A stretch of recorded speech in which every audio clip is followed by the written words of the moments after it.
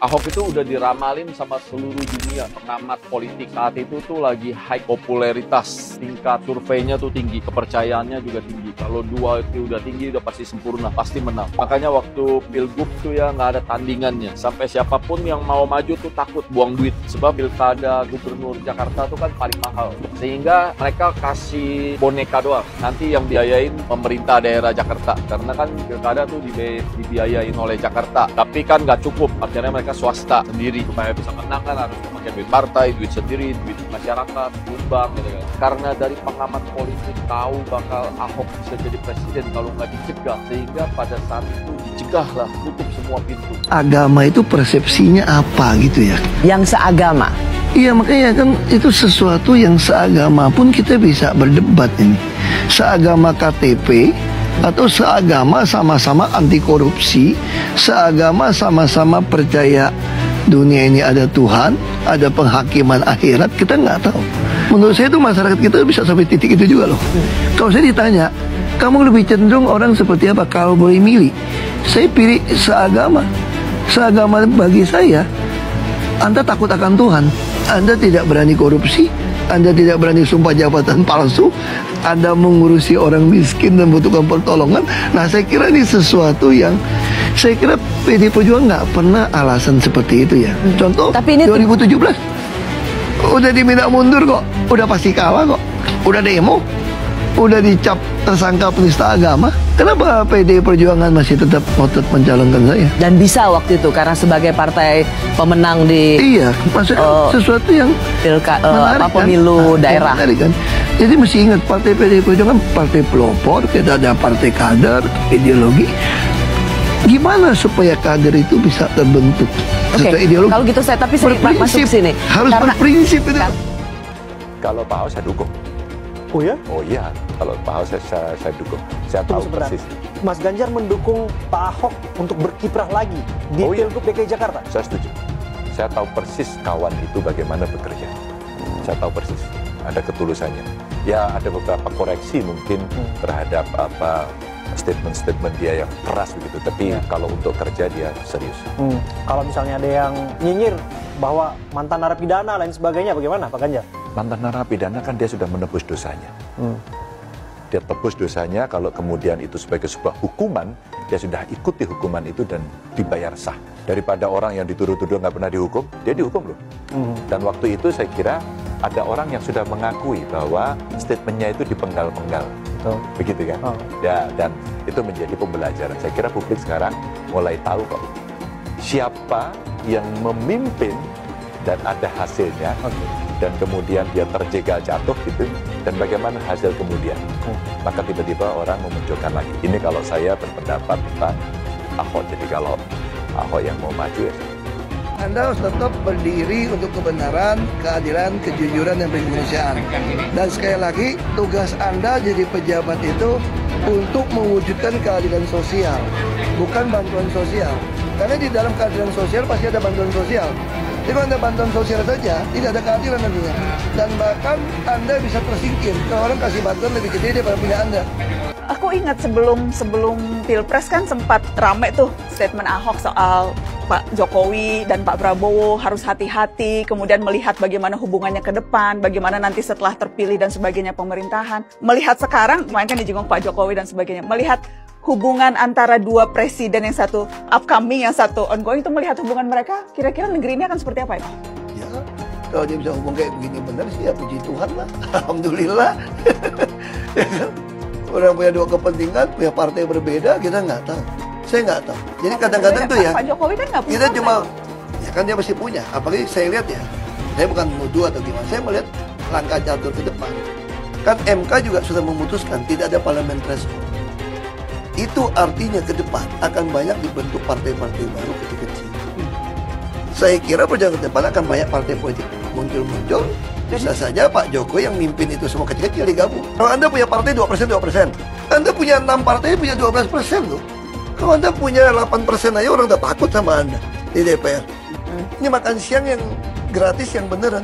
Gak usah pikirin kementerian, gak usah pikirin anggaran gitu. Gak usah 71 triliun ya? Kalau saya kasih usul itu ya. Gizi nggak? Kan yang dimaunya pemerintahan Prabowo makan siang yang bergizi. Pasti bergizi kan. Kalau saya langsung selesai. Caranya gimana? Duitnya berapa? Kasih ke emaknya. Emaknya masak sesuai yang anaknya suka. Bayangin kalau satu anak dapat 50.000, kalau dia punya 3 anak dapat 150.000. Tinggal sekolah kasih menu. Lo mesti ada daging, ada apa gitu ya. Kalau enggak duitnya gue cabut nih. Sudah. Daripada pengadaan, ada yang ngambil untung, ada packaging, ada tender. Jadi uangnya langsung dikasih ke ibunya. Ibunya aja. Terus hemat satu kementerian, urusan begitu. Terus happy dong. Bayangin kalau orang yang pas-pasan hidupnya ya. Makan daging sama kakek neneknya semua, mak bapaknya makan yang mau jadi supplier gak kebagian aja kali gitu ya. Ini praktis, apa yang susah nih? Gak bisa kayak gitu loh. Dari PDI Perjuangan sampai saat ini, tadi kami rapat dalam hal pilkada, tidak, belum ada sampai saat itu. Itu juga dengan Pak Anies, saya juga merasakan pasti yang namanya pernah berkompetisi yang sangat keras ini pasti mempunyai efek yang juga mendalam. Satu hal lagi yang penting, ini hal yang ketiga nih, bukan karena PDI Perjuangan 3 kan gitu. Satu hal lagi juga, apakah pendukung Pak Ahok, karena kan pendukung PDI Perjuangan Pak Ahok, itu pasti akan mendukung lagi. Kalau misalnya tadi mungkin 0,001% itu, andaikan pasangan dengan Pak Anies. Apakah Ahok akan bersedia memaafkan Anies Baswedan setelah apa yang terjadi pada Pilgub DKI 2017 dulu? Dia bahkan pernah mendoakan agar Tuhan membalas orang-orang yang terlibat dalam pemenjaraan dia pada 2017 dulu. Dan Anies adalah salah satu orang yang bisa dibilang terlibat dalam konspirasi pemenjaraan Ahok. Mungkinkah dia kini memilih untuk mengalah dan bekerja sama dengan orang-orang yang dulu menzalimi dirinya, menzalimi rasnya, dan menzalimi agamanya? Ahok memang bukan pemimpin PDIP, tapi dia tetap adalah seorang tokoh yang berpengaruh besar terhadap masyarakat pendukung PDIP. Mereka percaya bahwa PDIP adalah partai yang paling keras memperjuangkan nasib kaum minoritas.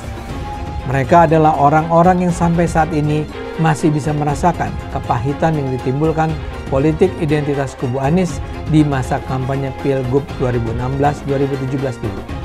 Saya Adin Jauharudin, Ketua Umum, Pimpinan Pusat Gerakan Pemuda Ansor, sekaligus Panglima Tertinggi Banser, menyatakan sampai kapanpun Bapak Jokowi adalah keluarga besar kami.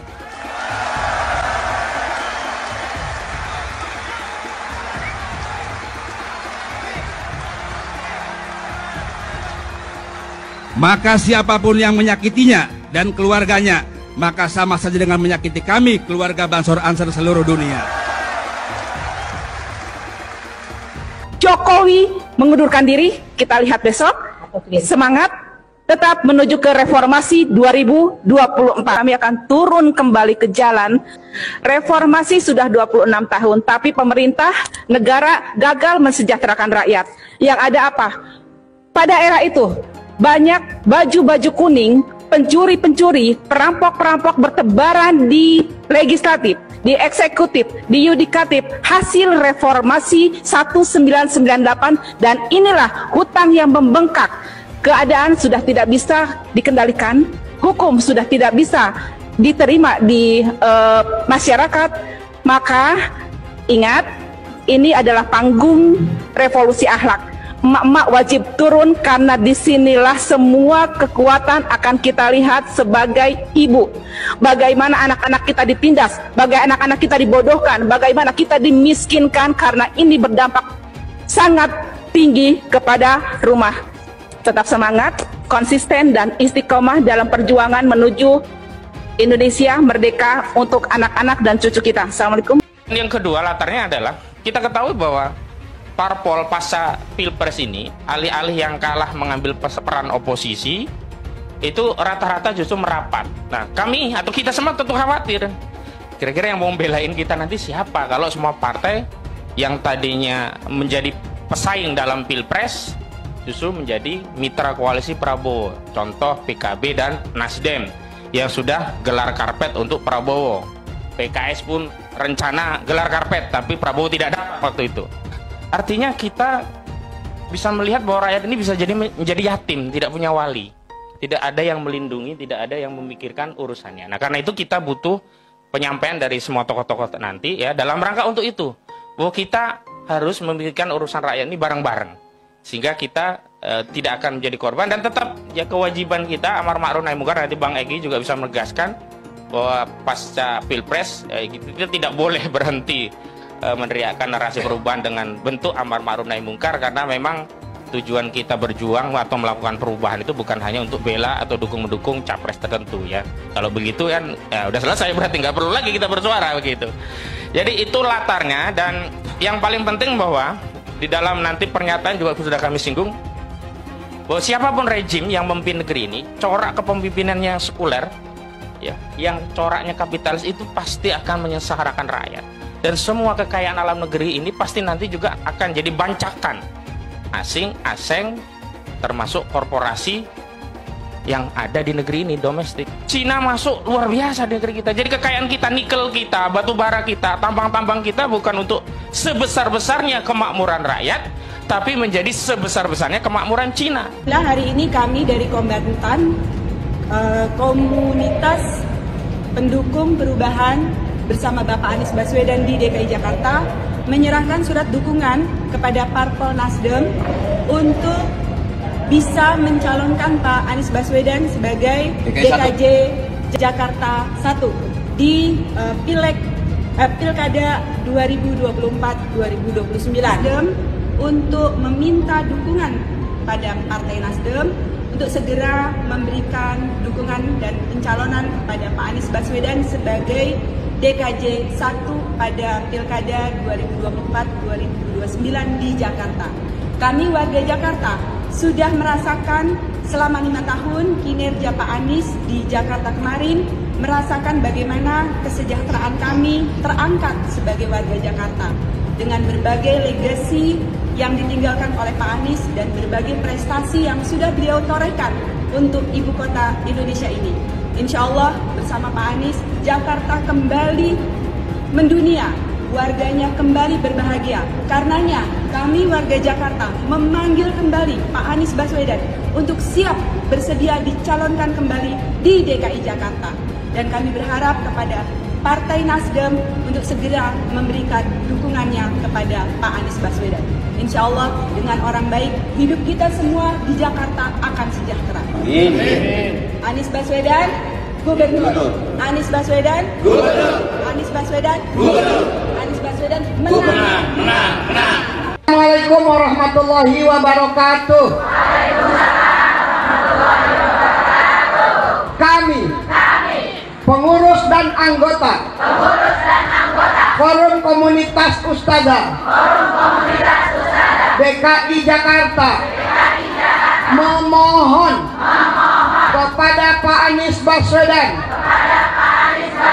untuk kembali menjadi gubernur dan memimpin Jakarta.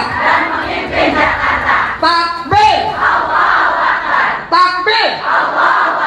Takbir! Allahu Akbar! Ini wacana yang menarik. Mungkin kalian akan suka dengan usulan ini. Usulannya, bagaimana kalau Pak Basuki Cahayapurnama, bagaimana kalau Pak Ahok maju atau dimajukan di ajang Pilgub Jakarta nanti? Nah, menarik kan? Gimana? Setuju? Menolak? Atau masih ragu? Atau malah harap-harap cemas? Pertanyaan kita sekarang ini, apakah mungkin PDI Perjuangan memajukan lagi Pak Ahok di Pilkada Jakarta nanti? Apakah mungkin? Jawabannya, kenapa tidak? Bayangkan saja, seandainya Pak Anies Baswedan maju lagi di Pilgub DKI, maka bakal sangat-sangat sulit bagi siapapun buat mengalahkannya. Sangat sulit bagi siapapun buat mengalahkannya. Dengan tingkat dukungan setinggi itu, Pak Anies sangat mungkin menang telak di Pilgub Jakarta yang kali ini cuma akan berlangsung 1 putaran. Buat menghadapi Pak Anies di Jakarta, cuma Pak Ahok yang punya popularitas dan dukungan publik yang memadai. Adinda Anies, faktanya dicurangin kayak gini, mau berteman juga sama pencurang? Ya nggak bener, kan udah diperingatin surat 6 tadi ayat 70. Ya, karena setelah diumumkan ya oleh juga MK malah beri kasih ucapan selamat. Jadi mengucapkan selamat kepada kecurangan, bagaimana coba? Ya, sama juga kita nggak boleh ngucapin selamat Natal dan sebagainya, itu ada peristiwa sejarahnya juga ada. Buya Hamka. Karena mengucapkan Natal sama dengan mengakui dong. Itu kan konsep logika yang sederhana dari tauhid. Prabowo menang segera pindah agama. Saya nggak percaya. Ya, saya yang percaya yang menang itu adalah Anies Baswedan. Karena Allah tidak ridho Prabowo jadi presiden. Kenapa? Waktu saat kampanye bukannya berzikir malah berjoget-joget nggak jelas. Lihat Anies kampanye sambil jadi imam dari Padang, kan itu mau jadi presiden. Mana pantas Prabowo jadi presiden, hasilnya apa? Kampanye bukannya berzikir, bukannya berselawat, malah joget-joget nggak jelas. Udah badannya pakai apa? Siapa yang jadi Bapak Presiden? Anies. Abah Anies jadi presiden. Entah dilantik Abah Anies nomor 1. Abah Anies. Abah Anies nomor 1. Cinta damai. Ditium sama anak kecil mau, sama bapak-bapak mau, sama nenek-nenek cium tangan mau. Presiden kayak gitu. Abah Anies jadi presiden sedunia. Abah Anies. Abah Anies nomor 1. Abah Anies. Abah Anies nomor 1 yang dilantik, pengumuman menang Abah Anies. Alhamdulillah Abah Anies nomor 1. Kami sudah muak dengan pemilu curang. Kami datang ke sini sebagai rakyat sipil bergerak. Kami cinta yang namanya keadilan. Kami cinta namanya perubahan. Kami muak dibohongi, dicurangi. Dengan siapa? Tanyakan sendiri dengan hati kalian. Pengen perubahan, tapi kalau diajak bergerak untuk menegakkan keadilan di kantor KPU, KPU itu curang. Saya tanya kepada KPU, goblok nggak? Goblok apa enggak? Tolol apa goblok? Kakunya insinyur, kakunya profesor, tapi diajak jebun neraka. Dia mau dengan money dan jabatan yang terjual belikan negara kita oleh siapa? Komunis Cina. Ini fakta. Kalian gak usah takut menyampaikan kebenaran. Kalian gak usah takut. Yang hak katakan hak, batil katakan batil. Allahu Akbar. Allahu Akbar. Dan semua yang pelaku curang wajib didiskualifikasi. Audit KPU, audit ketua KPU, audit anggota KPU, audit sistem KPU. Temukan siapa pelaku pidana, tangkap dan hukum. Baru kita pikirkan pemilu ulang. Kalau tidak ada audit KPU, tidak ada audit ketua KPU, maka kita wajib menolak apapun hasil dari yang diputuskan oleh KPU. Siap lawan, siap lawan, siap lawan. Allahu Akbar. Seharusnya pemilu diulang sampai Anies menang. Saya mensyukuri kenapa kalah, kenapa ditahan. Saya bersyukur atas itu semua. Saya coba bayangkan ya, kalau seandainya waktu itu kita menang gitu ya, hari ini belum tentu kita bisa nikmati seperti ini. Kita bersyukur 5 tahun Tuhan izinkan kasih ke orang yang pintar ngomong untuk kerja. Coba kalau kita bayangkan gitu ya, kalau kemarin saya masih jadi gubernur, ini saya udah turun ini. Tapi yang pintar ngomong itu dikira orang hebat kan? Ini lebih berbahaya tahun 2024. Langsung ketahuan karakternya. Langsung ketahuan itu. Di saya juga ada kutipan Pak di kamar saya Pak. Tulisannya, Jakarta telah mengambil keputusan yang fatal. Jangan hanya konsentrasi pada pembangunan benda-benda mati yang indah difoto dan bisa ditunjukkan dalam 5 tahun hasilnya. Kalau kita mau menilai sebuah janji, maka lihat janjinya atau lihat kenyataannya. Dulu janjinya apa ya? Dan ini aneh, betul-betul aneh. Ini bukan kampanye, tapi saya sampaikan sini. Di satu sisi menyiapkan jalur-jalur air untuk dikirim ke laut, di sisi lain di lautnya dipasang dengan pulau reklamasi. Tinggal tunggu waktu jadi rob, air balik. Dan ini melawan sunnatullah. Kenapa? Air itu turun dari langit ke bumi, bukan ke laut. Harusnya dimasukkan ke dalam bumi, masukkan tanah. Di seluruh dunia air jatuh itu dimasukkan ke tanah. bukan dialirkan pakai gorong-gorong raksasa ke laut. Jakarta telah mengambil keputusan yang fatal. Bukan banjir, itu memang parkir air. Bukan banjir, itu memang parkir air. Masyarakat berkeliling dengan membawa toa untuk memberitahu semuanya, termasuk sirine. Kaibon 82 miliar. Apa alat transportasi yang dimiliki oleh hampir setiap orang? Alat transportasi yang dimiliki semua orang adalah kaki. Kalau seandainya orang Jakarta percaya Pak Anies jadi gubernur pun, saya berani jamin kok dia akan lakukan normalisasi yang sama seperti saya lakukan kok. Gak usah bohong lah. Tapi ketika air sampai di muara, maka siap untuk dipompa ke laut. Pancasila Soekarno, ketuhanan ada di pantai. Anak Tuhan dari mana? Kalau Yesus anak Tuhan, bidangnya siapa? Besok di seluruh wilayah Indonesia akan katakan dan Iblis hanya menggoda orang yang beriman. Makanya jarang-jarang orang kafir kerasukan setan. Yang kerasukan setan itu orang baik-baik. Jarang, saya belum pernah nengok Cina kerasukan setan. Pernahkah Ahok itu kerasukan setan? Enggak, setannya juga. Karena sesama setan dilarang saling menggoda. Karena di salib itu ada jin kafir. Karena di salib itu ada jin kafir. Karena di salib itu ada jin kafir. Haleluya. Kepalanya ke kiri apa ke kanan? Kepalanya ke kiri apa ke kanan? Tetap percaya salib itu lambang mulia, bukan jin. Kok ketawa? Aku nggak nyindir siapa-siapa loh. Hai teman-teman, tahun ini adalah tahun yang bagus untuk trading di market kripto, terutama Bitcoin dan kripto lainnya. Teman-teman bisa gunakan kesempatan ini untuk mencari cuan dengan trading di market kripto. Untuk trading, teman-teman cukup registrasi dengan menggunakan link di kolom deskripsi, lalu deposit, tentukan apa yang ingin kalian tradingkan, lalu tekan tombol buy. Sesimpel itu.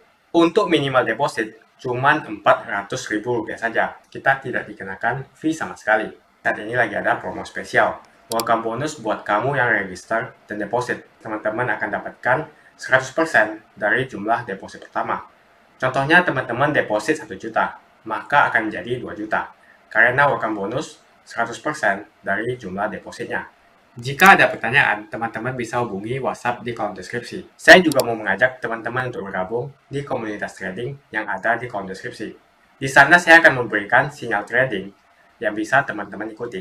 Seperti biasa, kalau kamu suka dengan video ini, jangan lupa komen, klik like, dan subscribe. Kalau Pak Ahok yang jadi gubernur Jakarta, sesukses apapun dia, sepopuler apapun dia, Pak Ahok nggak bakalan jadi ancaman buat Pak Prabowo di Pilpres tahun 2029 nanti. Percaya nggak percaya, bisa jadi hitungan yang menyebutkan kalau Pak Prabowo lebih suka Pak Ahok, lebih suka Pak Basuki Cahayapurnama buat menjadi gubernur Jakarta, ada benarnya. Ini bisa jadi ya, istilahnya hitung-hitungan politiknya masuk. Bahkan bisa jadi membiarkan Pak Ahok memimpin Jakarta adalah pilihan terbaik buat Pak Prabowo dan Partai Gerindra. Nah, gimana?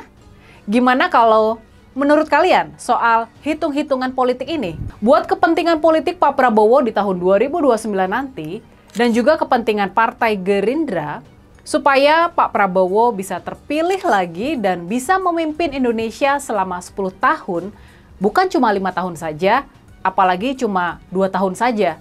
Makanya membiarkan Pak Ahok memenangkan Pilgub Jakarta di bulan November nanti masih masuk akal. Faktor ras dan agama diyakini masih bakal menjadi hambatan besar buat Pak Ahok untuk bisa mentas ke arena pertarungan di Pilpres 2029. Di tingkat nasional, penolakan terhadap sosok seperti Pak Ahok masih tinggi. Lewat kalkulasi yang sama, lewat kalkulasi politik soal ancaman di Pilpres 2029, makanya masuk akal juga. Sangat logis juga kalau sekarang kita mendengar Pak Prabowo bakal menugaskan Gibran. Dia bakal menugaskan Wakil Presiden Gibran buat mengawasi dan menyelesaikan pembangunan IKN. Pembangunan Ibu Kota Nusantara di Kalimantan Timur sana. Berada jauh dari pusat keramaian politik dan minim prestasi, maka bisa dipastikan kalau nama Gibran secara perlahan juga bakal surut. Dan sangat bisa jadi dengan kemampuannya yang kita tahu memang sangat terbatas itu, sangat bisa jadi nanti Gibran pun bakal kesulitan buat menarik investasi besar ke IKN. Lewat manuver ini, dengan cara ini Gibran bakal berada jauh dari sorotan pemberitaan di Jakarta dan Pulau Jawa. Lalu, nah ini nih menariknya. Dengan jatah anggaran pembangunan IKN yang relatif minim, hanya sekitar 16 triliun per tahun, seperti yang pernah dibilang oleh Pak Prabowo dalam sebuah konferensi di Dubai, Uni Emirat Arab, maka bisa dipastikan Gibran nggak bakal bisa berbuat banyak dalam menuntaskan mimpi IKN dari ayahnya. Mimpi IKN dari Pak Jokowi. Jadi sekarang gimana? Apa kalian sudah mulai bisa meraba motif-motif di belakang layar yang mempengaruhi semua kejadian politik akhir-akhir ini? Makanya kalau sekarang Pak Jokowi harus terbang sendiri ke Abu Dhabi, ke ibu kota Uni Emirat Arab buat menemui sahabatnya Sheikh MBZ, buat meminta berinvestasi di IKN. Dan selain itu Pak Jokowi juga sudah kasih jaminan, Pak Jokowi sudah kasih payung peraturan kalau investor di IKN bisa mendapat HGU, dapat hak guna usaha sampai 190 tahun. Sangat bisa jadi kunjungan ke Uni Emirat Arab ini terpaksa dilakukan oleh Pak Jokowi buat membantu Gibran nantinya. Gimana? Sampai di sini, apa kalian makin paham? Kalau kepentingan politik Pak Prabowo sekarang ini udah jauh berbeda sama kepentingan politik keluarga Pak Jokowi. Gimana kalau menurut kalian soal hitung-hitungan politik ini? Dan satu lagi, yang juga menarik buat dibahas adalah masih beredarnya nama Pak Anies Baswedan di bursa calon gubernur Jakarta. Pertanyaannya, siapa yang menyokong masih eksisnya nama Pak Anies ini? Ada kepentingan apa di balik masih beredarnya nama Pak Anies? Kalau dilihat dari kepentingan Pak Prabowo, Pak Anies sebagai gubernur Jakarta merupakan sebuah ancaman besar buat Pilpres 2029. Nah, kalau dari hitungan ini, pertanyaannya sekarang, apakah ada sokongan diam-diam dari Pak Jokowi buat terus mendorong nama Pak Anies tetap beredar sebagai calon kuat gubernur Jakarta? Dan pertanyaannya, apakah memang pada akhirnya Pak Anies bakal dipaksa berduet dengan Kaisang, putra bungsu dari Pak Jokowi? Ini bisa saja terjadi. Bisa jadi nanti Pak Anies malah jadi lawan kuat buat Pak Prabowo di Pilpres tahun 2029. Makanya seperti sudah dibahas tadi, buat Pak Prabowo, Pak Ahok jadi gubernur Jakarta jauh lebih aman dibandingkan Pak Anies yang jadi gubernur Jakarta. Bisa jadi nanti di Pilkada Jakarta bakal bertarung duet Anies Kaisang berhadapan dengan Pak Ahok. Dan di belakang layar nih, tanpa banyak diketahui oleh publik, para operator politik Pak Jokowi sibuk memenangkan Pak Anies dan Kaisang. Sementara para operator politik Pak Prabowo sibuk memenangkan Pak Ahok. Dulu Anies bisa menang karena menggunakan agama dan etnis. Isu agama, ras, dan antar golongan dinikmati oleh relawan Anies. Saat itu Anies didukung oleh FPI, HTI, dan pengasong khilafah lainnya. Pada akhirnya Ahok harus kalah, namun kekalahan dia adalah kekalahan yang membuka mata rakyat Indonesia bahwa masih ada orang-orang yang menang dengan cara menggunakan politisasi agama atau politik identitas berbasis agama. Ternyata banyak sekali orang yang dengan mudah terhasut lewat jalan-jalan seperti itu. Relawan Anies terutama dari FPI, HTI, PA212 seperti Bahar Smith dan Rizik Syihab selalu menghujat Cina, etnis Cina. Tapi saat ini negara Cina sudah menjadi nomor 1 di dunia. Saya bangga sebagai Cina. Etnis Tionghoa dicap sebagai pemberontak, sedangkan etnis Arab dianggap sebagai Tuhan atau tuan dari pribumi. Etnis Arab dipuja-puja dan dianggap sebagai dewa. Lihat saja Rizik Syihab dan Bahar Smith dipuja-puja, padahal mereka mengujar kebencian. Pengasong khilafah seperti Rizik Syihab, Bahar Smith, dan teman-teman, mereka hanya buat gaduh di Indonesia. Sedangkan negara yang mereka sanjung-sanjung itu, Arab Yaman, masih belum maju. dan masih terbelakang. Saya percaya Indonesia dengan mayoritas pribumi juga akan menjadi negara maju. Seharusnya Arab Yaman belajar dari negeri Cina. Seperti kata kitab suci, belajarlah sampai ke negeri Cina. Anies dan juga pendukung Anies seperti Rizik Syihab, Bahar Smith, dan kelompok-kelompok HTI dan FPI harus belajar ke negeri Cina supaya tidak lagi melakukan kelebihan bayar. Lagi pula Anies didukung oleh khilafah dan pendukung Anies adalah ormas seperti FPI dan HTI. Apa kita mau FPI dan HTI kembali di Indonesia jika Anies memimpin?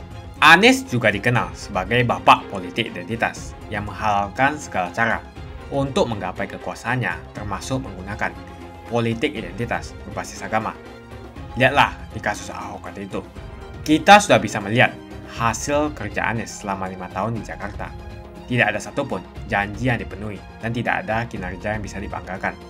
Dari DP 0%, OKOC, kelebihan bayar, Formula E, banjir, sumber resapan, jalan rusak, dan gonta-ganti nama jalan. Lihatlah rekam jejak Anies selama 5 tahun. Bayangkan Indonesia ke depan jika dipimpin oleh Anies. Dan bayangkan jika Anies menang. HTI dan FPI, ormas khilafah yang dibubarkan itu akan dikembalikan oleh Anies. Apakah kita mau Pancasila diganti menjadi khilafah? Perkataan Ahok sudah terbukti dan Jakarta sudah menjadi korban. Jangan biarkan Indonesia menjadi korban kibulan Anies Baswedan. Umat minoritas, terutama kaum Tionghoa, tidak akan memilih Anies Baswedan. Saya yakin karma Ahok mengejar Anies Baswedan. Dulu Anies memainkan politik identitas kepada Ahok. Sekarang Anies dipertanyakan kepribumiannya karena dia teriaman. Itu saja opini saya hari ini. Tuliskan opini kalian tentang Anies Baswedan. Jika kalian setuju dengan pendapat saya di video ini, pastikan kalian menekan like di video ini dan bagikan video ini ke teman dan family Anda supaya mereka semua mengetahui tentang informasi ini.